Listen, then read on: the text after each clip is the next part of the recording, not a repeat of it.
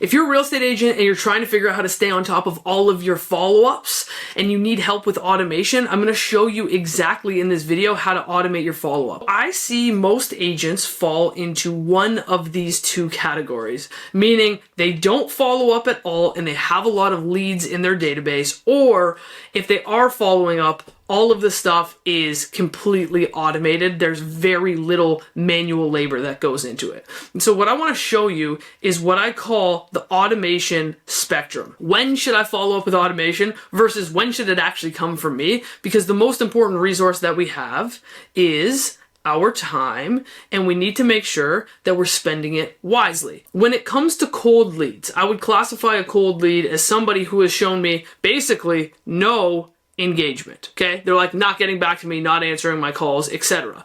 Well, if you're not going to show me any type of indication that you might be interested, then this person is who I'm probably going to automate my follow-up with, because I'm not sure that they're worth my time as of yet. Okay, then we're going to go on the other side, which is a warm lead. So this is somebody who constantly gets back to you. They pick up your phone calls, they respond to your emails, and you're confident that they're probably going to work with you. I would say usually in the 3 to 6 month range, but with that being said, I'll go out to even 12 months if I feel like we've got a good relationship. And with these people, I think they are totally worth my time. And as a result of that, I don't do any automation.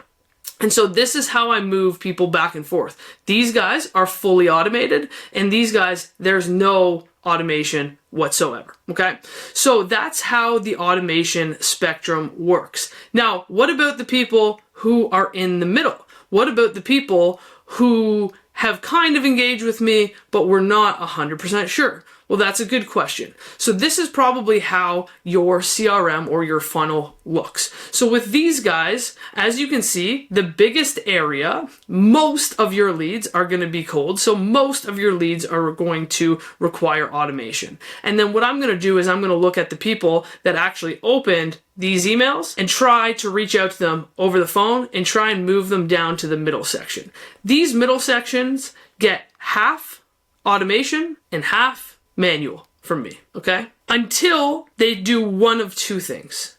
If they show me that they're interested in potentially moving forward and I have a good feeling that we're going to work together, I'll move them down to hot where they no longer get any automation. Or if I'm not getting the warm and fuzzies, like we're having a good conversation, but I don't have that great of a relationship with them, and I think that they're going cold, boom, I'll move them back up to full automation.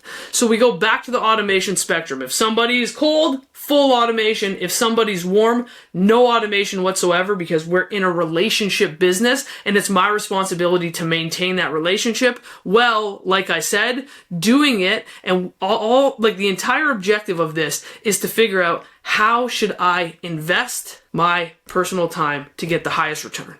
And I think the way to do that, spend some of my time on the people who are mid to try and get them down to hot, and then not do it with the cold people until they've shown me that they're interested. And how do I get people to show me that they're interested? I email them 3 times a week with different types of offers to try and get them to raise their hand to show me that I can move them from 1, 2 to 3. So I'll use these 3 emails to get people to identify themselves as either going to mid or going to the bottom of the funnel.